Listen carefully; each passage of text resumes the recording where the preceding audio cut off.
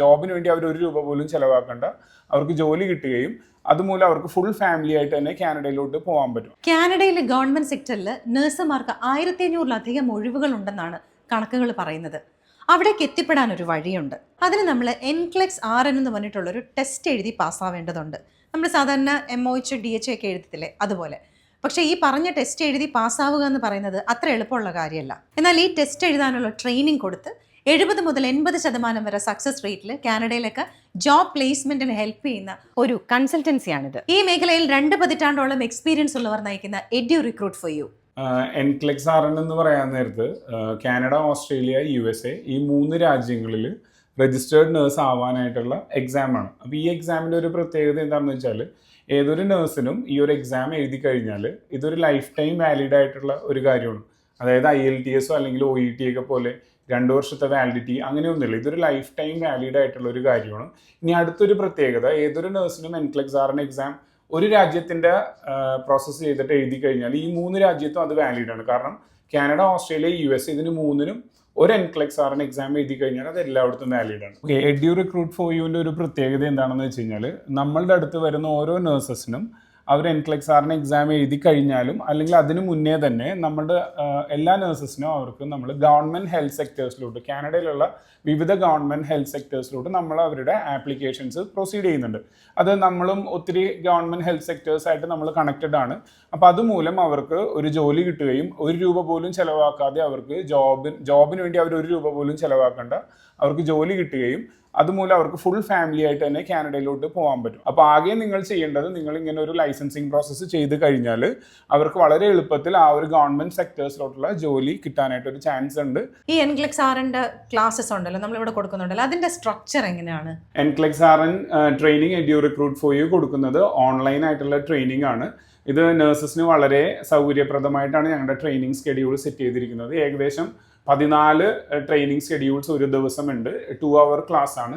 അതുപോലെ തന്നെ നഴ്സസ് ആകുമ്പോഴേക്കും അവർക്ക് ഡ്യൂട്ടി ചേഞ്ച് ഒക്കെ വരും. അപ്പോൾ അതിന് അവർക്ക് എഡ്യു റിക്രൂട്ട് ഫോർ യുവിൻ്റെ തന്നെ ഒരു പോർട്ടൽ ആക്സസ് ഉണ്ട്. ആ പോർട്ടലിലൂടെ അവർക്ക് മിസ്സാവുന്ന ക്ലാസ്സസ് അല്ലെങ്കിൽ അവർക്ക് പഴയ ക്ലാസ്സസ് കാണണമെന്നുണ്ടെങ്കിൽ റെക്കോർഡഡ് ക്ലാസ്സസ് അതിനകത്തുണ്ട്. അതുകൂടാതെ തന്നെ നമ്മളുടെ തന്നെ എഡ്യു റിക്രൂട്ട് ഫോർ യുവിൻ്റെ തന്നെ സോഫ്റ്റ്വെയറിലൂടെ അവർക്ക് മോക്ക് ടെസ്റ്റ്, അതുപോലെ തന്നെ എക്സാം പ്രാക്ടീസ് ക്വസ്റ്റ്യൻസ്, ഏകദേശം 5000-ന് മുകളിലുള്ള എക്സാം പ്രാക്ടീസ് ക്വസ്റ്റ്യൻസ്, അതുപോലെ തന്നെ എക്സാം എത്താറാവുന്നത് അവർ അവസാനത്തെ 1 മാസം അവർ എക്സാമിനുള്ള എക്സാംസും എക്സാമിൻ്റെ പ്രിപ്പറേറ്ററി എക്സാംസും അതെല്ലാം അവർ ചെയ്ത് ആ ഒരു രീതിയിലാണ് നമ്മൾ നഴ്സസിനെ പ്രിപ്പയർ ചെയ്യുന്നത്. നമുക്കിതിന്റെ ഫീസ് സ്ട്രക്ചർ ഒക്കെ എങ്ങനെയാണ്? അതൊരു മെയിൻ ക്വസ്റ്റ്യൻ ആണല്ലോ. അത് മാത്രമല്ല, ഇപ്പം ഒരുപാട് പേര് ഫ്ലെക്സിബിൾ ഓപ്ഷൻസ് ഒക്കെ കൊടുക്കുന്നുണ്ട് പേ ചെയ്യാനായിട്ട്. നമുക്ക് അങ്ങനെയുള്ള കാര്യങ്ങളൊക്കെ ഉണ്ടോ? ഓക്കെ, നമ്മളുടെ NCLEX എക്സാമിൻ്റെ ഫീസ് സ്ട്രക്ചറിനെക്കാട്ടും പ്രധാനം നമ്മൾ അവരുടെ റിസൾട്ടിലാണ് നമ്മൾ നോക്കുന്നത്. ഇപ്പം ഞങ്ങളുടെ ഓൺലൈനുള്ള പേജസ് അല്ലെങ്കിൽ ഗൂഗിൾ റിവ്യൂസ് നോക്കിക്കഴിഞ്ഞാൽ ഏതൊരു നഴ്സിനും കാണാം നമ്മുടെ സക്സസ് റേറ്റ് എന്തോരമാണെന്നുള്ളത്. അപ്പം നമ്മളിപ്പോൾ ഒരു 6 months ഒരു ട്രെയിനിങ് പ്രോഗ്രാമാണ് ഫുള്ളായിട്ട് സെറ്റ് ചെയ്തിരിക്കുന്നത്. അതിന് അവർക്ക് 1350 1350 AED തുടങ്ങിയാണ് അവരുടെ ആ ഒരു ഫീസ് വരുന്നത്.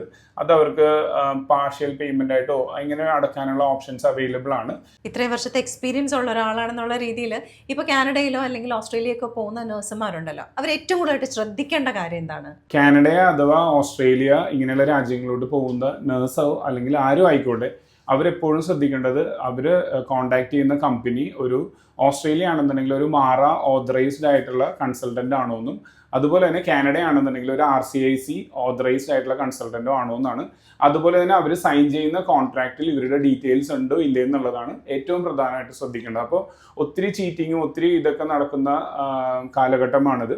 അപ്പോൾ ഇങ്ങനെയുള്ള ഇതിനെ പറ്റിയുള്ള വളരെ ക്ലിയർ ആയിട്ടുള്ള ഏറ്റവും വലിയ ഇമ്പോർട്ടൻ്റ് ആയിട്ട് നിങ്ങൾ ശ്രദ്ധിക്കേണ്ട ഒരു കാര്യമാണ് ഓസ്ട്രേലിയ ആണെങ്കിൽ മാറ ഏജന്റും കാനഡ ആണെങ്കിൽ RCIC ഓതറൈസ്ഡ് ആയിട്ടുള്ള കമ്പനിയാണോ എന്നുള്ളത്. എഡ്യു റിക്രൂട്ട് ഫോർ യുവിൻ്റെ പ്രത്യേകത എന്താണെന്ന് വെച്ചാൽ, എഡ്യു റിക്രൂട്ട് ഫോർ യു ഒരു ഓസ്ട്രേലിയൻ ഓതറൈസ്ഡ് ആയിട്ടുള്ള കൺസൾട്ടൻ്റ് ആണ്, അതായത് മാറ ഏജന്റ് ആണ്. അതുപോലെ തന്നെ കനേഡിയൻ ഓതറൈസ്ഡ് ആയിട്ടുള്ള കൺസൾട്ടൻ്റ് കൂടിയാണ്. അതായത് RCIC റെപ്രസെൻറ്റേഷൻ നമ്മുടെ എല്ലാ ആപ്ലിക്കേഷൻസും നമ്മൾ കൊടുക്കുന്നുണ്ട്. നല്ല സാലറിയോടുകൂടി ഭാവി മെച്ചപ്പെടുത്താൻ ആഗ്രഹിക്കുന്ന ഒരുപാട് നഴ്സുമാരുണ്ട്. അപ്പോൾ നിങ്ങൾക്ക് ധൈര്യമായിട്ട് ഇവരെ ഇവിടെ വന്ന് കാണാം, അല്ലെങ്കിൽ ഈ എഴുതി കാണിക്കുന്ന നമ്പറിൽ വിളിച്ചാൽ നിങ്ങൾക്ക് എല്ലാ ഡീറ്റെയിൽസും ഇവിടുന്ന് കിട്ടും. NCLEX RN ട്രെയിനിങ്ങിനും ലൈസൻസിങ്ങിനും അതുപോലെ പ്ലേസ്മെന്റിനും എഡ്യു റിക്രൂട്ട് ഫോർ യു നിങ്ങളെ സഹായിക്കും. ഈ ഓഫീസിന്റെ ലൊക്കേഷൻ വരുന്നത് ഖാലിദ് ബിൻ വലീദ് റോഡിലെ ബർദുബായിലെ അബുർജുമാൻ മോളിന്റെ ജസ്റ്റ് ഓപ്പോസിറ്റ്, അവിടെ ദ ബിസിനസ് സെന്ററിൽ 4ാമത്തെ നിലയിൽ 407.